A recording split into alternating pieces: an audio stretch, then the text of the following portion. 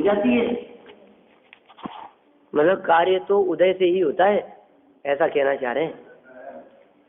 पुरुषार्थ करते हुए भी उदय बलवान है, ऐसा। हाँ, देखो आप कर्म का उदय होता है तो जो भी प्रयास किया जाता है, प्रयत्न किया जाता है, वो प्रयत्न और पुरुषार्थ भी उल्टा अकार्यकारी होता है, उल्टा कार्य कराता है वो पुरुषार्थ भी।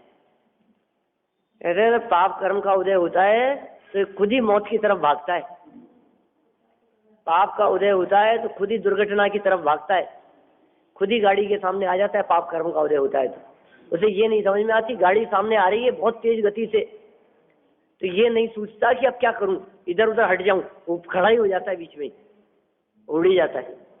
देखो आप, ऐसी विचित्रताएं हैं। आप कह रहे हैं कि साहब कोई बात नहीं, संपदा तो अच्छी लगती है, न सही पाप करके न्याय उपार्जित धन से ही संपत्ति को इकट्ठा कर लेंगे, धन संपदा को इकट्ठा कर लेंगे। तो यहाँ आचार्य देव कहना चाहते हैं, अरे अरे, फिर भी आखिर घूम फिर करके संपत्ति की इच्छा रखी। ये कह रहे हैं कितना भी न्याय से कमाओ संपत्ति बढ़ती नहीं है, न्याय से कमाओ चाहे अन्याय से कमाओ, अन्याय से कमाने वालों के तो बढ़ती है ही नहीं, क्योंकि अन्याय तो संपत्ति के बढ़ने का कारण है ही नहीं। उससे तो जो बीज बोए जा रहे हैं अन्याय से, उससे तो भविष्य में सब संपत्ति चली जाएगी, विपदाएं आएगी। तो साहब न्याय से करेंगे तब तो खूब संपत्ति मिलेगी ना। ये न्यायोपार्जित धन से बढ़ती नहीं है, क्योंकि न्यायोपार्जित कार्य करने वाले को अधिक आसक्ति रहती नहीं। जो न्याय नीति से काम करता है उसे अधिक संपत्ति की लालसा रहती नहीं है। वो चाहता है न्याय नीति से जितना मिलना होगा उतना मिलेगा, क्या करना है अपने को ज्यादा कर। ये कह रहे हैं कोई कहता है कि मैं न्याय से धन कमाऊंगा और संपत्ति इकट्ठी करके भोगूंगा, उसे आगामी छंद में समझाते हैं। आगे छंद में उसको समझा रहे हैं कि तू न्याय से कमा करके उसको भोगना चाहता है, एक बार विचार कर। क्या विचार करें? शुद्धैर्धनैर्विवर्धन्ते सतामपि न संपदः नयि स्वच्छां भुवि पूर्णा कदाचिदपि सिन्धवः।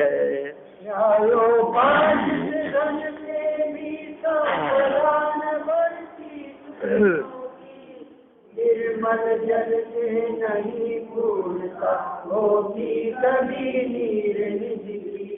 अर्थ,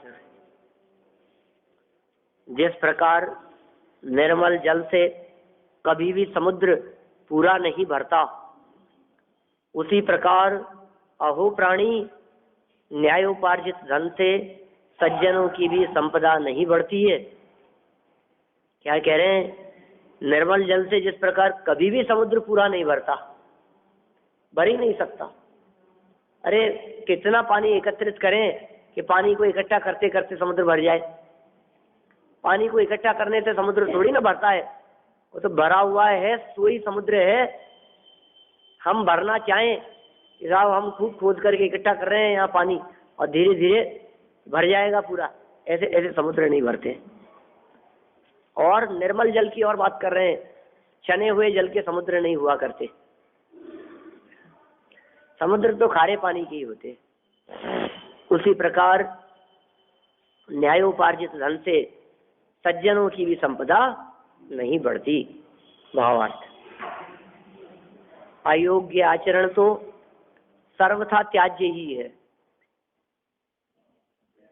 अयोग्य, खोटा, पाप रूप आचरण तो सर्वथा त्याज्य ही है, परंतु योग्य आचरण से उपार्जित धन से भी संपदा में वृद्धि नहीं होती। क्या कह दिया? योग्य आचरण से, उपार्जित धन से, अच्छा आचरण करके, न्याय से कमाकर संपदा में विशेष वृद्धि नहीं होती। वृद्धि तो कदाचित थोड़ी बहुत होती है, विशेष वृद्धि नहीं होती। जैसे निर्मल जल से समुद्र कभी भी पूर्ण नहीं होता, इसलिए न्यायोपार्जित धन की भी तृष्णा छोड़कर सर्वथा निष्परिग्रही होना चाहिए। तृष्णा तो किसी भी प्रकार की अच्छी नहीं है। सर्व प्रकार की तृष्णा और इच्छा को तोड़कर निष्परिग्रही ही हो जाना चाहिए।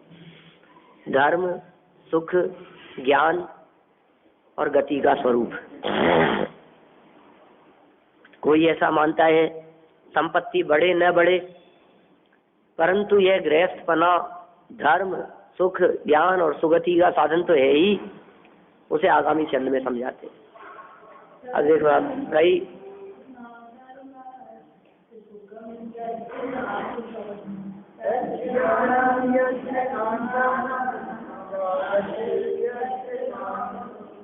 जहाँ नहीं होता धर्म में धर्म ज्ञान नहीं सुख है, ज्ञान वही ज्ञान जान आदत नहीं जागती है।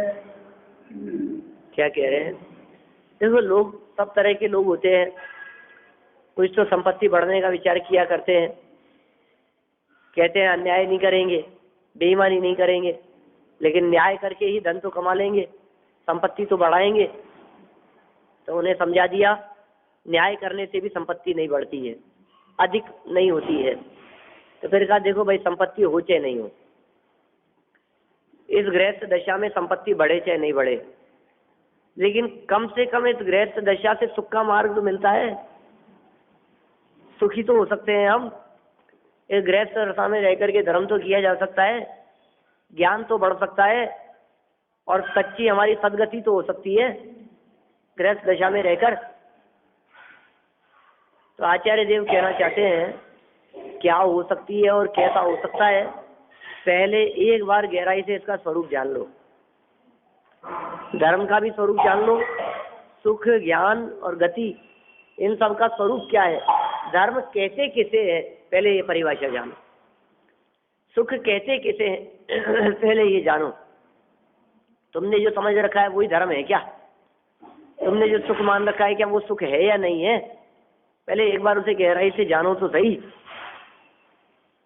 तो देखिए, कह रहे हैं जहां नहीं होता अधर्म वह धर्म है। धर्म की क्या परिभाषा है? जहां अधर्म नहीं होता, जहां पाप नहीं होता, वो धर्म है। और जहां दुख नहीं है वो सुख है। सच्चे सुख की व्याख्या क्या है? जहां दुख नहीं है वो सुख है, और ज्ञान नहीं है, अज्ञान जहां नहीं है वही ज्ञान है, और आगति जहां नहीं है वही गति है।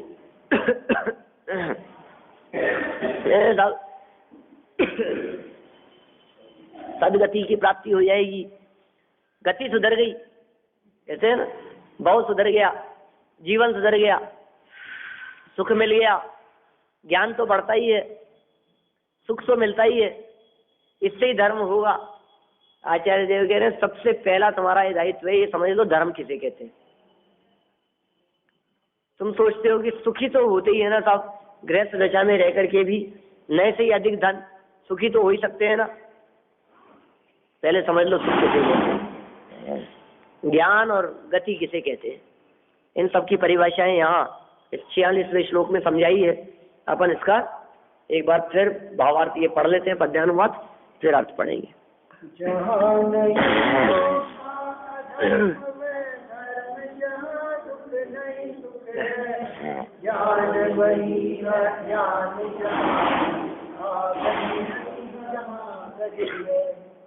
क्या कह रहे हैं?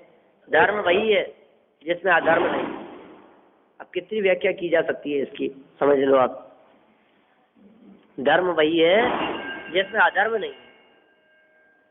अब जहाँ जहाँ अधर्म नहीं है, जहाँ जहाँ पाप नहीं है, जहाँ जहाँ विकृति नहीं है, वो धर्म हो सकता है। विकृति कहाँ नहीं है? हम कुछ भी करना चाहते हैं, सब में विकृतियाँ रहती है, सब पाप रूप प्रवृत्तियाँ रहती है। आप तीर्थ वंदना करेंगे, पुण्य के साथ साथ में पाप भी लगेगा। चल रहे हैं, रात्रि में चल रहे हैं, भाग रहे हैं, ठहरना, सब प्रवृत्तियों में आखिर पाप तो लगता भी है, पुण्य भी लगता है। बहुत पुण्य है, पुण्य की मात्रा विशेष है, पुण्य ज्यादा लगता है लेकिन पाप न होता हो, ऐसी बात वहां नहीं है। आप लगा लीजिए पूजन पाठ आदि में, व्रतादि में, इन सब में भी पुण्य विशेष है, लेकिन किंचित भी हिंसा न होती हो, ऐसा नहीं है। कल हमने विधान किया, आयोजन रखा वेदी शुद्धि का, क्या हिंसा नहीं होती है? याग मंडल विधान है, जल यात्रा, घट यात्रा, शुद्धि, जल भी डुल रहा है, बह रहा है, शुद्धि भी हो रही है। बोलो आप, क्या वो सब निष्पाप प्रवृत्तियां हैं? क्या उसे धर्म कहा जा सकता है? ये कह रहे हैं जहां अधर्म नहीं है वही धर्म है। सुख कौन सा है? कि सुख वही है जिसमें दुख नहीं है। अरे साहब बड़ा मजा आता है प्रवचन में, स्वाध्याय में, भक्ति में।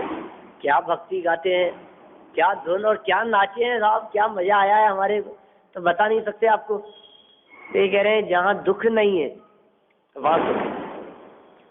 आप 2 बार खड़े होकर के नाच लिए, अब तीसरे बार कोई कहता है बस अब थोड़ा सा है, अब नहीं नाचा जाए, बहुत देर हो गई, थकान लग रही है थोड़ी सी। क्यों, क्या हुआ? आनंद है, नहीं नाच सकते हैं, ज्यादा देर नहीं नाचा जा सकता है, ज्यादा देर नहीं भक्ति की जा सकती है। आपने 2 भजन गा दिए, जो अच्छे गाने वाले होते हैं एक आध भजन से, गाने से ज्यादा नहीं गाते। एक दिन में एक ही गाना बस, इससे ज्यादा नहीं। 2-3 तो थोड़े से, जो जिनका स्तर थोड़ा सा कम होता है वो 2, और कम होता है वो 3 और 4, और इससे ज्यादा तो कोई गाता ही नहीं है। साथ में गाने वाले होते हैं और दूसरे सहयोगी। आप किसी अच्छे से अच्छे संगीतकार को बुला लो, आप संगीतकार रविंद्र जैन को बुला लो, आप 2-3 भजन से ज्यादा नहीं गाएगा वो। फिर तो उसके साथ वाले 1-2 भजन औरों के हो गए, बस हो गया समय, बस इतना ही चलता है, इससे ज्यादा नहीं। कहने का मतलब ये है कि ज्यादा लंबे समय तक जो कार्य न किया जा सके, जिसमें लंबे समय तक सुख की प्राप्ति न हो सके, समझ लीजिए वो सुख भी नहीं है। ज्ञान वही है जिसमें अज्ञान नहीं हो। ऐसा कौन सा ज्ञान है कि केवल ज्ञान ही ज्ञान है, शेष अज्ञान है सब। गति वही है जिसमें आगति अर्थात पुनरागमन नहीं हो, या पुनरागमन नहीं होवे, वही वास्तव में गति है। भावार्थ देखिए, जहाँ लेश मात्र भी हिंसादि पाप है वहां धर्म नहीं है। क्या कहा? जहाँ लेश मात्र भी हिंसादि पाप है, सावध्य लेशो बहु पुण्य राशि। सावध्य है ना, लेकिन लेश भले ही कितनी भी पुण्य राशि हो, वो कार्य त्याज्य ही है, वहां धर्म नहीं हो सकता है। जहाँ लेश मात्र भी हिंसादि पाप है वहां धर्म नहीं है, तो फिर कहाँ होगा साहब धर्म? देखो, लेश मात्र भी हिंसादि नहीं है, वो तो कब हो सकता है? जब आप चले फिरे ही नहीं, जब आप बोले ही नहीं, तब हो सकता है बिल्कुल भी। क्योंकि चलेंगे ना तो भी हिंसा तो होगी, तो भी दोष लगेगा। इसलिए पीछे कही थी ऐसी बात, सामायिक प्रतिक्रमण आदि का जो काल है वो काल ही धर्म काल है। क्योंकि उस सामायिक प्रतिक्रमण आदि के काल में ये जीव हिलता डुलता नहीं है, गमन नहीं करता है, विहार नहीं करता है, खाना पीना आदि समस्त प्रवृत्तियां तो रुकी गई है, और परिणाम धर्ममय है। उपयोग अपने उपयोग में है, वो असली धर्म है। उसमें ऐसा भी नहीं है इधर से उधर चढ़ाने वगैरह का भी काम नहीं है, किसी प्रकार की प्रवृत्ति नहीं है। माने सर्व प्रवृत्तियों का जहाँ निषेध हो, प्रवृत्ति मात्र जहाँ रुक जाए, सर्व प्रकार से जहाँ निर्वृत्ति हो, वही वास्तव में धर्म हो सकता है। धर्म की परिभाषा और पुण्य पाप की परिभाषा और पाप की परिभाषा। हाँ, सही बात है। जहाँ लेश मात्र भी हिंसादि पाप है वह धर्म नहीं है, और जहाँ संक्लेश रूप दुख है वहाँ सुख नहीं है। संक्लेश है माने आकुलता है। जहाँ पूजन करते समय यदि आपको आकुलता लग रही है, दुख है, परिणामों में आकुलता लग रही है आपको, समझ लीजिए आप भोजन दिखाई दे रहा है हमारे को, समय ज्यादा हो गया है दिखाई दे रहा है हमारे को, विकल्प चल रहे हैं, वो सुख नहीं वो दुख है। घर से आने में भी आकुलता रहती है।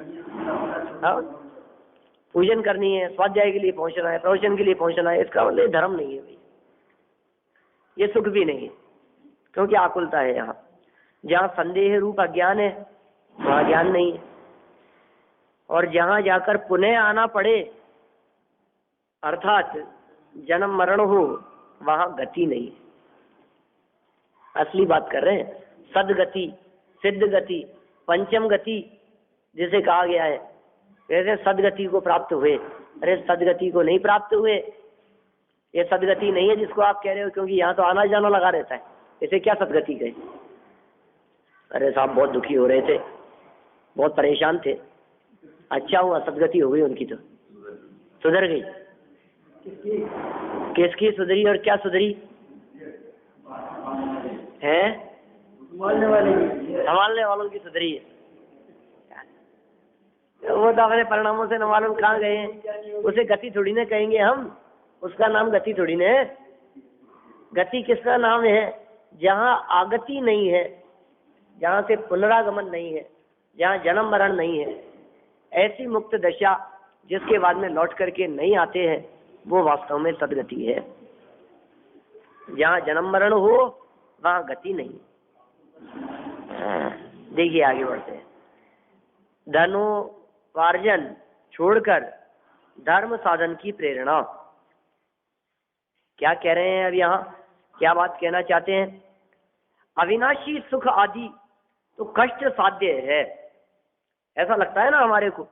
अविनाशी सुख की प्राप्ति करना बहुत कष्ट साध्य है, और धनोपार्जन तो बहुत आसान है, धन कमाना अपने को आसान काम लगता है, इसलिए धनोपार्जन करना चाहिए, ऐसा तर्क करने वालों को आगामी छंद में आचार्य देव यहाँ समझाते हैं। देखिए क्या मूल बात कहना चाहते हैं।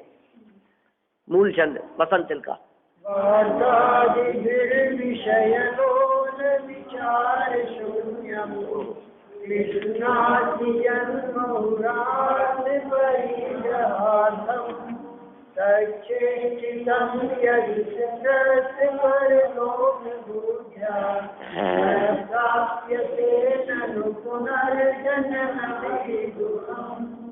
विषय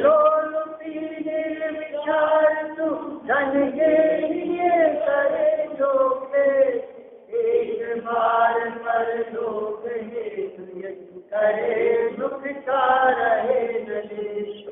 कैसी गजब बात कह रहे हैं भाई। पीछे क्या लगता था इसको, कैसी बात कह दी है। तुझे धर्म करना कष्ट साध्य लगता है और तुझे धन कमाना सहज साध्य लगता है। तुझे 10-10 घंटे दुकान पर बैठना उसमें परेशानी नहीं लगती, लेकिन पौन घंटा प्रवचन सुनने के लिए आने के लिए कहते हैं तो कहते हैं कमर दुखती है।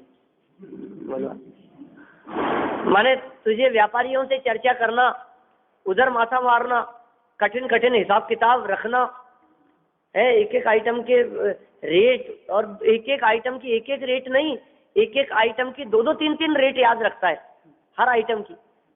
कितने में तो खरीदा है, कितना बोलना है, और ज्यादा आग्रह करे तो कितने तक उतरना है। सोचो, एक एक आइटम की 3-3 दाम याद रखता है। हाँ, एक तो मूल लागत और एक बेचने की, और बेचने से वो माने नहीं और खूब पीछे पड़े तो ग्राहक को बताने वाली लागत इतने में आया है। अब सोचो आप कितना परिश्रम, वो तो इसको लगता है कि अरे नहीं ये तो सब सहज है। लेकिन जो धर्म किया जा सकता है, जो जितना सहज है, वो धर्म तुझे कष्ट साध्य लगता है, उसमें तुझे परेशानी लगती है। ये क्या हो गया है, क्या करें। हमें तो कई बार ऐसे लगता है तेरी ये चेष्टा उस छोटे बालक की जैसे चेष्टा लगती है, जिस बालक को उंगली पकड़ करके चलना सिखाए, तो कहीं कितना धीरे धीरे, इससे ज्यादा तो तेज में ऐसे घुटनों के बल ही दौड़ लेता हूँ, ये काहे को मुझे खड़ा करते। बोलो, वो बालक क्या समझता होगा। 8-10 महीने का बालक जो घुटनों के बल चलता है, इधर से उधर फटाफट फटफट फटफट भागता है इधर से उधर, आप उसको उंगली पकड़ करके खड़ा करना चाहो और चलाना चाहो, ये क्या पागल है, मेरे को कैसे खड़ा कर रहे, चला ही नहीं जाता, कितना धीरे धीरे, इतनी देर में तो मैं वहां तक पहुंच जाता। बोलो, उसे वो आसान लगता है और वो कठिन लगता है। और समझदार व्यक्ति को अभी आपको कहे खड़े होकर के नहीं, घुटनों के बल चलो, तो आपको क्या लगता है? देखो, समझदारों को जो काम आसान लगता है वो ना समझों को कठिन लगता है, और जो समझदारों को कठिन लगता है ना समझ लोग उसे ही आसान समझते हैं। ज्ञानियों को लगता है कि धन कमाना बहुत कठिन काम है। अरे धर्म तो बहुत सहज है, सहजता का नाम धर्म है। अपने स्वभाव में लीन होने में क्या लगता है, वो अपने हाथ की बात है, वो सहज सरल काम है। लेकिन धन कमाना बहुत कठिन है, क्योंकि वो हमारे हाथ में नहीं है, वो उदय के अधीन है, कर्म उदय के अधीन है। वो बात यहाँ समझा रहे हैं। कितना सुंदर छंद दे दिया, विषय लोलुपी, विषयों की तरफ आकर्षित होने वाला, और निर्विचार, विचार शून्य होता हुआ, धन के लिए करे जो क्लेश, क्लेश करता है धन के लिए, आकुलित होता है, परेशान होता है, कष्ट सह करके भी, भूखा रह करके भी, भोजन छूट गया, व्यापार मुख्य है, भोजन मिला नहीं, भोजन की व्यवस्था नहीं बैठ पा रही है, और घंटों इंतजार करना पड़ रहा है। ग्राहक के इंतजार में 2-2 घंटे बिता देवे, और प्रवचन और पूजन के इंतजार में 10 मिनट भी इंतजार करना पड़े तो उठ करके वापस चल देवे। बोलो, नहीं, आज तो लेट तो हो गए, चलते हैं अपन। अब क्या है, आज नहीं तो कल कर लेंगे। बोलो, व्यापार में ऐसा सोचता है कि आज नहीं तो कल। अरे भाई साहब, क्या बात करते हैं आप? सुबह 8 बजे दुकान खोली है, 10 बजे दुकान खोली है हमने, और 12 बजे तक कोई ग्राहक नहीं आया, तो दुनिया में कोई ऐसा नहीं है कि शटर डाउन करके चला जाता हो। क्या 2 घंटे तो हो गए, अब तक तो कोई ग्राहक आया नहीं, अब क्या आएगा? कि नहीं, फिर भी इंतजार बना रहता है। क्या 12 से 1 बज जाए, 2 बज जाए, अरे 4 बजे तक भी ग्राहक नहीं आए तो भी दुकान बंद करके नहीं जाता है, टाइम से खुली रखता है, पता नहीं कब आ जाए। बोलो, क्या ग्राहक और मौत का भरोसा नहीं है, कब आ जाए, यहां नहीं विचार करता ऐसा। विषय लोलुपी और निर्विचार, धन के लिए करे जो क्लेश, क्लेश करता है, धन के लिए खूब क्लेश करता है, परेशान होता है। किसी से कहो यार कितना मजा आता होगा, अरे काय का मजा था, आसान काम नहीं। देखो, किसी व्यक्ति को यद्यपि प्रयास तो सब करते हैं, मेहनत करते हैं, धन कमाना चाहते हैं, धन कमाने की इच्छा में दुकान पर बैठे रहते हैं और कमाते भी हैं उसके हिसाब से, लेकिन कोई दूसरा व्यक्ति खुद के बिजनेस की तो बुराई करे और कहे अरे साहब असली तो ये कमा रहे हैं, फिर सुनो आप क्या कहेंगे, अरे साहब कहाँ कमा रहे हैं, कुछ नहीं है, हमारी हम ही जानते हैं कितनी परेशानी है, आसान काम थोड़ी न है, कितनी झंझटें हैं, कितनी परेशानियां हैं। फिर निकलती है अंदर से बात की कितने क्लेश भोग रहा है, भोजन करने तक की फुर्सत नहीं मिल रही था। अरे साहब काम तो बहुत, अरे काम बढ़ रहा है लेकिन खाने की फुर्सत नहीं है, तो क्या करें, कमा जिसके लिए रहा है वही काम छूट जाए, समय नहीं निकाल पाते। आप देखो 8 दिन के लिए यात्रा तो जाए, हम तो निकल ही नहीं सकते, बिजनेस में ऐसे फंसे, क्या करें। ये कह रहे हैं धन के लिए करे जो क्लेश, अब हे जीव तू एक बार परलोक हेतु यदि विचार कर ले वे, एक बार परलोक हेतु यदि करे दुख का रहे न लेश। एक बार भी परलोक के लिए यत्न कर लिया गया तो दुख का लेश मात्र भी न रहेगा। देखिए, हे विषय लोलुपी, विचारहीन, विचार शून्य, मंद बुद्धि, अल्प ज्ञानी, मूर्ख, अज्ञानी, नादान, ना समझ, क्या कहे, विचारहीन। विचारहीन के पर्यायवाची बताए मैंने तो भाई, क्या इस लोक में धनोपार्जन के लिए असी, मसी, कृषि, वाणिज्य आदि प्रयत्नों से तू जो कष्ट बारंबार करता है, यदि एक बार परलोक के लिए ऐसा प्रयत्न करे तो तुझे जन्म मरणादि दुख न होंगे। अतः तू धन का साधन छोड़कर धर्म का साधन कर। एक बार नहीं, रोज रोज होती है परेशानियां। ट्रेवलिंग करनी पड़ती है, जाना पड़ता है, हिसाब किताब, माल चला जाता है, पैसे के लिए तकाजा करना पड़ता है, उगाई करनी पड़ती है, आता नहीं है। 10-15% तो मान के ही चलते हैं कि इतना तो डूबत ही है, क्या इतना तो डालना ही पड़ता है, क्या करें, इतना तो हम सोच के ही चलते हैं। मांगने के लिए जाएंगे, पूरा पैसा तो आता ही नहीं है। बहुत सी तो पार्टियां ही डूब जाती है। बहुत से लोगों के यहाँ से आता है तो उनके यहाँ से भी पूरा पैसा नहीं आता है, कट पिट करके आता है, काट लेते हैं, कहीं किराया नहीं देते हैं, कहीं कुछ नहीं देते हैं, कहीं उसमें भी कटौती कर लेते हैं। कोई कहते हैं कि नहीं माल खराब आ गया था, कोई कहते हैं कम आ गया था। बड़ी झंझटें हैं, आसान काम थोड़ी ना वसूल करना, निकालना, पैसा इकट्ठा करना। लेकिन ऐसे कष्ट बार बार सहता हुआ भी, निरंतर इस प्रकार के कष्टों को सहता हुआ भी ये उसी में चैन मानता है। दौलत राम जी कहते हैं, रागादि प्रकट जे दुख देन, तिन्ही को सेवत गिनत चैन। पुराना वसूलने के लिए नया उधार मोड़ दो। हाँ बोलो आप। वो हमेशा आपको दाब के रखेगा, वो हमेशा दाब के रखेगा, चलता ही रहता है। पुराना लेना तो और नया दो उसको, जब देगा नहीं देगा नहीं। प्रकट दुख रूप दिखाई दे रहे हैं हमारे को, ये सब क्लेश रूप दिखाई दे रहा है, गृहस्थी हमारे को जंजाल रूप दिखाई दे रही है, व्यापार हमारे को कष्टप्रद दिखाई दे रहा है, बिजनेस और नौकरी और निरंतर दबाव में अपना काल व्यतीत करता है, व्यापार और परिवार का पालन पोषण अनेक कष्ट स्वरूप दिखाई दे रहा है, परेशानियां, झंझटें, टेंशन से युक्त हमारा प्रत्येक दिन। ऐसा कोई दिन नहीं जाता जिस दिन किसी प्रकार की टेंशन ना हो। शारीरिक, मानसिक, पारिवारिक, सामाजिक सब प्रकार की परेशानियों से ये काल व्यतीत करता हुआ भी इसको कहते हैं, तो जितना कष्ट, जितना परेशान उसमें होता है, एक बार अपने उपयोग को उधर से निकाल कर, बचाकर, बचता हुआ, सावधान रहता हुआ धर्म में अपने उपयोग को लगा, तो तुझे अनंत काल तक कष्ट नहीं भोगने पड़ेंगे और शाश्वत परमानेंट सुख की प्राप्ति करेगा। कोशिश तो कर। बोलो। बड़े विचित्रताएं हैं, क्षण मात्र में ही मिर्गी के रोगी की भांति कभी उसी में आनंदित हो लेता है, कभी उसी में खेत खिन्न होता है, एक क्षण में आनंदित हो जाता है, फिर एक क्षण में दुखी होता है। मैंने घर से इंतजार कर रहा था, घर से सोच रहा, निकला, ट्रेन के लिए जाना है हमारे को, और रास्ते में जाते जाते ऑटो खराब हो गया। अब आकुलता चालू हो गई, अब परेशानी चालू हो गई, अब माला जपने लगा, हे भगवान ट्रेन लेट हो जाए, हे भगवान ट्रेन लेट हो जाए, हे भगवान बस समय से निकल गया लेकिन हो जाए, बस समय से पहुंच जाऊं, बहुत परेशानी हो जाएगी।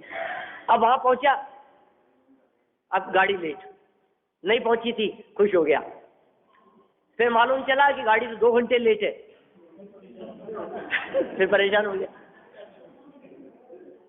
बोलो, अब देखो 2 घंटे लेट कहा था, अब 2 घंटे लेट हुआ, अब गाड़ी आने वाली है, गाड़ी आती हुई दिखाई दी और खुश हो गया, ओ गाड़ी आ गई, गाड़ी आ गई, गाड़ी आ गई। और जैसे ही गाड़ी सामने आई कि नहीं ये वाली नहीं है, तो दूसरी आनी है, फिर हो गया, कभी तो आई नहीं। तो गाड़ी आते हुए देख करके खुश हो जाता है, फिर आने में मालूम चलता है कि ये नहीं है, फिर परेशान हो जाता है। माने कैसी दशा है, क्षण क्षण में कभी आनंदित, कभी खेत खिन्न। ये कह रहे हैं कि संसार दशा तो बड़ी विचित्र है भैया, इस संसार दशा में इस तरह के क्रियाकलाप होते ही रहते हैं। ये संसार दशा दुख रूप है, कष्ट और क्लेश रूप है, लेकिन कहते हैं तिन्ही को सेवत गिनत चैन, सुख मानता रहता है उसमें। क्या हो गया तेरी बुद्धि को? विचार शून्य कह रहे हैं यहाँ, निर्विचार तू, विषय लोलुपी निर्विचार तू, धन के लिए करे जो क्लेश, निर्विचार होकर के क्लेश करता है। यदि विचार कर ले वे, गहराई से विचार कर ले वे, तो तुझे जरूरत नहीं है कष्ट पाने की। क्यों कष्ट पा रहा है, क्यों परेशान हो रहा है? निर्विचार होकर के विचार कर ले वे तो कष्ट सहने का क्या काम है? और कितना सुंदर बात कह दी है, हे जीव, जितना उपयोग की बर्बादी तो इन विषय कषाय में करता है, जितना परिश्रम, जितना पुरुषार्थ तो धन प्राप्ति के लिए करता है, परिवारजनों के लिए करता है, जितना समय लगाता है, जितनी बुद्धि लगाता है, जितना परिश्रम करता है, जितना पुरुषार्थ करता है, जितनी मेहनत करता है, जितने विकल्प करता है, कहते हैं उसका शतांश भी, उसका कुछ अंश भी, उसका कुछ काल भी यदि तू अपने आप के लिए लगा लेता तो तुझे कष्ट नहीं भोगना पड़ता। थोड़ा बहुत तो बिल्कुल नहीं करता है, दिन रात जिसके लिए लगा रहता है, शरीर के लिए, पत्नी के लिए, पुत्र के लिए, व्यापार के लिए, पैसा कमाने के लिए, इकट्ठा करने के लिए, मकान बनाने के लिए दिन दिन भर खड़ा रह करके मकान बनाता है। आसान काम थोड़ी ना मकान बनवाना।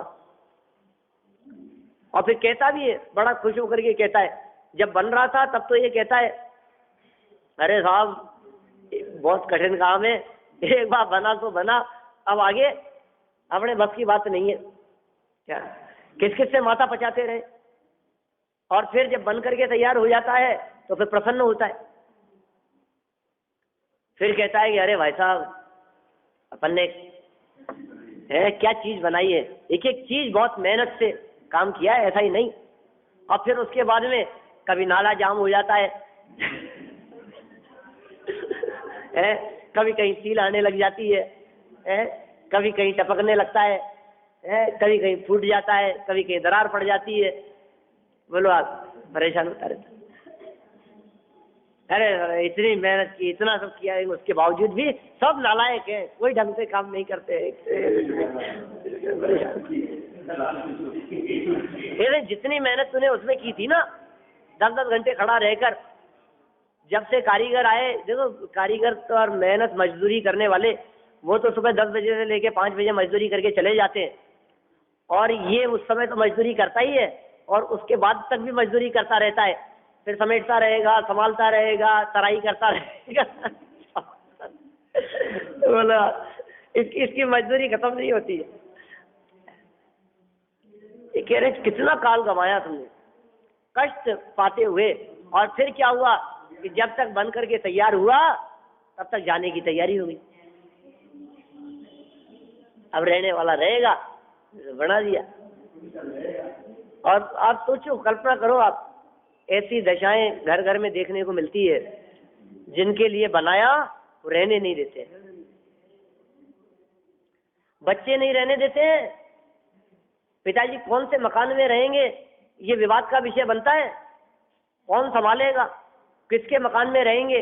और फिर कहते हैं कि नहीं नहीं, मुझे तो 20 साल पहले बनाया था, आज इसमें रह रहे थे, अब इनको यहाँ से कहीं दूसरी जगह शिफ्ट करो, मुझे तो तोड़ करके नया बनाना है। क्या वो नया कंस्ट्रक्शन कराना चाहता है, और माता पिता के ठहरने के लिए कमरा नहीं होता है, मकान नहीं होता है, व्यवस्था नहीं होती है, कौन संभाले कौन रखे। ये दशा तो तब है जब जीवन भर कमा करके इकट्ठा करके जिनके लिए करते रहे।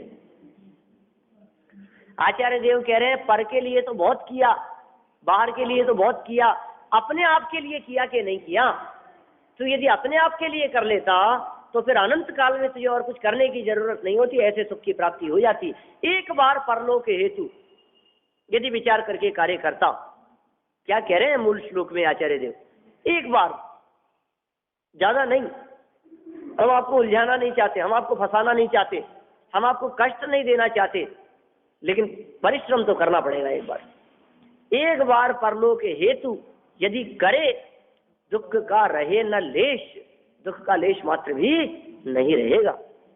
देखो नीचे पढ़ी अभी अपन ने पंक्तियां अर्थ की है। यदि एक बार परलोक के लिए ऐसा प्रयत्न करे तो तुझे जन्म मरणादि दुख न होंगे। अतः तू धन का साधन छोड़कर धर्म का साधन कर। छोड़ दे वो साधन, कमाने से कमाया नहीं जाता, इकट्ठा करने से इकट्ठा नहीं रहता। और कई बार तो ऐसा लगता है जिनके यहाँ चोरियां हो जाती है कि क्या चोरों के लिए इकट्ठा कर रहे थे क्या, डाका डाल दिया उनके लिए इकट्ठा कर रहे थे क्या। आप यदि इकट्ठा नहीं करते मान लो, तो वे क्या ले जाते, तो आपने इकट्ठा किसके लिए किया। उनके लिए इकट्ठा करके संभाल करके रखा आपने। ऐसा है यार, भावार्थ है, हाथ से निकाल के देता है, क्या करे। विषय लोलुपी और विचार रहित लोग खेती आदि उपायों से धनोपार्जन के लिए बारंबार प्रयत्न करते हैं। एक बार नहीं, बारंबार वही चलता है। एक बार की करने से काम थोड़ी ना होता है। आज हमने दुकान खोल ली तो कल नहीं खोलेंगे क्या, रोज करता है, रोज ग्राहकों से संपर्क करता है, रोज जिनसे डीलिंग होनी है उनसे बातचीत करता है, रोजाना संपर्क करता है, रोज रोज वही काम, थकता नहीं है। और मंदिर आने की बात करें, पूजन प्रवचन स्वाध्याय आदि की बात करें, अरे साहब रोज रोज वही अपन तो अपने से तो क्या। रोज रोज करते हैं तो अपने को मजा ही नहीं आता, और वहां रोज रोज बैठता है दुकान पे जाकर के तब मजा नहीं आता। रोज रोज वही बिजनेस, रोज रोज वही काम, रोज रोज वही घर और वही कपड़े और वही गद्दे बिस्तर, रोज वही साड़ी को रोज रोज 10 बार बोलेगा तो मिलेगा। श्री गुरु दयालु होकर भव्य जीवों को उपदेश देते हैं। उपदेश दे रहे हैं, दयालु होकर के उपदेश दे रहे हैं। और किसे उपदेश दे रहे हैं? भव्य जीवों को उपदेश दे रहे हैं, क्योंकि अभव्यों को क्या उपदेश देवे? सीख वाक को दीजिए जाको सीख सुहाए। जिसको सुहाती हो उसी को सीख देना। समझदार कोई समझाया जाता है, ना समझ को कौन समझाए? समझदार कोई कहते हैं, जो ना समझे वो समझदार बार बार में कहता है उसको समझाओ ना, कि उसको क्या समझाए, वो तो मूर्ख है, तू समझ। अरे अब मेरे ही पीछे पड़े रहते हो, मुझे ही समझाते रहते हो बार बार में, उसको क्यों नहीं कह? अरे वो तो मूर्ख है, उसकी क्या बात करे, उसको तो छोड़, तू समझ। क्या करे? बात समझदार से ही की जाती है, ना समझ से कोई बात नहीं करना चाहता, ना समझ को कोई नहीं समझाना चाहता। आचार्य देव भी यहाँ कहते हैं, भाई हम तो भव्य को समझाएंगे, दयालु होकर के भव्य जीवों को उपदेश देते हैं। अहो तुम्हारे में पात्रता है, तो धन के लिए बारंबार जैसा कष्ट करता है वैसा उद्यम कैसा जैसा धन के लिए करता है, बारंबार करता है, जितनी मेहनत परिश्रम और जितने उत्साह से करता है, जैसा करता है, जितना समय देता है उतना ही नहीं। बात समय की नहीं है, बात उत्साह की है, बात रुचि पूर्वक है। जैसा उसमें तुझे आनंद आता है, बारंबार जैसा कष्ट करता है वैसा उद्यम यदि एक बार भी परलोक के लिए करे तो तू पुनः जन्म मरणादि दुख नहीं पाएगा, अर्थात भव सागर से तिर जाएगा। फिर जन्म मरणादि नहीं रहेंगे। परलोक के बारे में विचार कर ले, तू परभव के बारे में विचार कर ले। विचार करने का अर्थ देखिए ऐसा नहीं है कि परभव के बारे में हमारे को सोचना है मात्र कि अगले भव में कहाँ जाएंगे। जब परभव के बारे में विचार किया जाता है तो फिर परभव के भी दुख दिखाई देते हैं। परभव के बारे में विचार करने का मतलब क्या है? ये थोड़ी ना कि हाँ ठीक है साहब मरना ही है, एक दिन तो जाएंगे, परभव मिलेगा ही, ये जन्म छूटेगा ही, जीवन पूरा हो जाएगा, अगले भव में चले जाएंगे। ऐसा नहीं। कहाँ जाएगा, क्या व्यवस्था होगी, कितनी परेशानियां वहां भोगनी पड़ेगी। अरे नरक और त्रियंच में तो कोई जाना नहीं चाहता, लेकिन जिस देवगति में सब जाना चाहते हैं वहां की भी दशा कितनी खराब है। दूर के ढोल सुहावने ऐसी दशा दिखाई देती है, तो देवगति में भी आनंद नहीं है।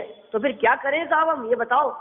परभव के बारे में विचार करने के लिए कह रहे हो ना कि ऐसा विचार करो कि परभव हमारे को मिले नहीं, और कदाचित मिले तो वहां से ऐसी दशा की प्राप्ति हो जाए फिर पुनरागमनम नहीं होगे, गमनागमन नहीं होगे, ऐसी दशा की प्राप्ति हो जाए।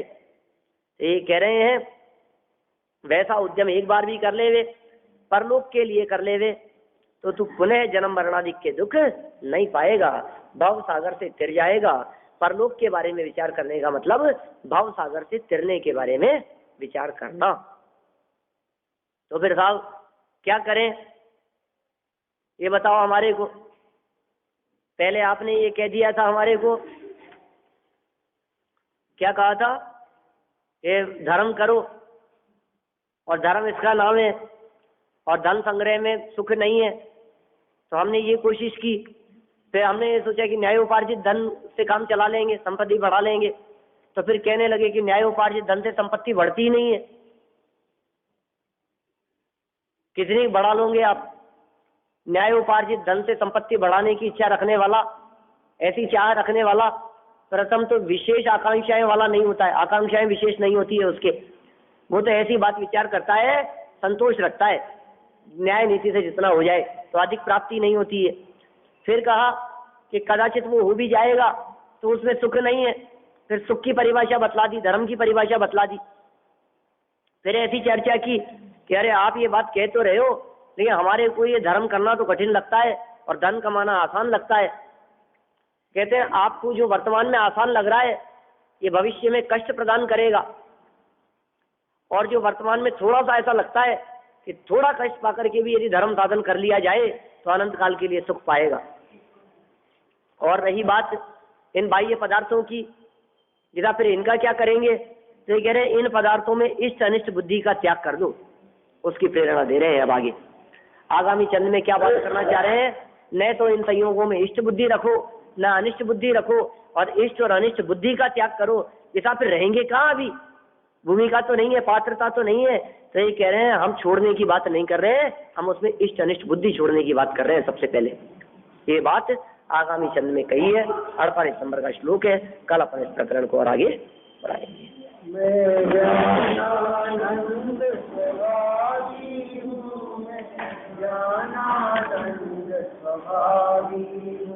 मैं हूँ अपने में स्वयं पूर्ण परी, मुझ में कुछ नहीं, मेरा शिव भी है परी, कुछ भी कम नहीं।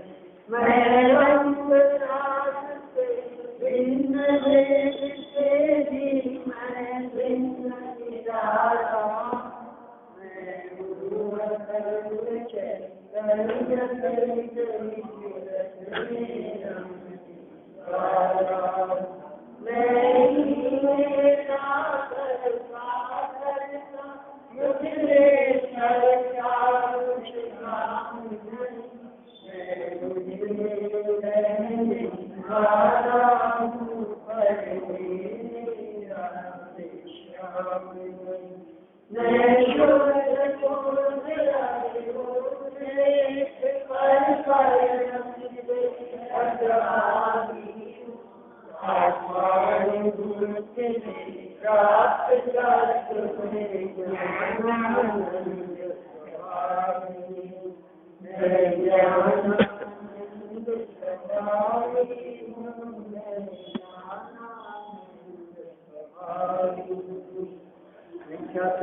नाश भी ज्ञान के प्रकाश भी आपा परिवाश भी कुमारुषि प्रकानी है, चंद्र के जान भी कुमंडली मान भी सफर की जान भी परम प्रमाणी है, अनुभव सार भी कुछ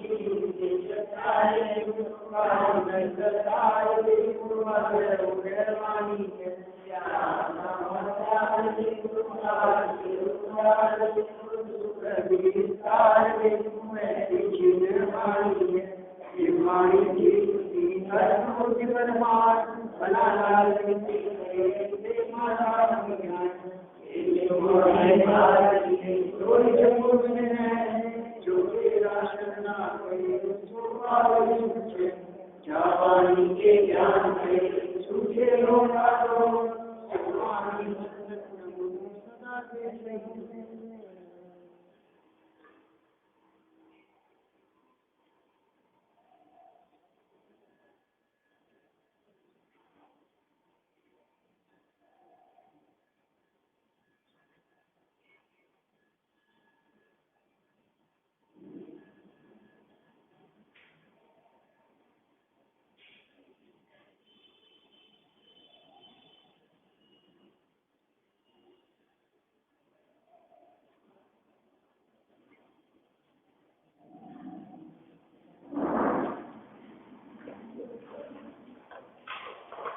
रोज आज शाम जनवाणी माता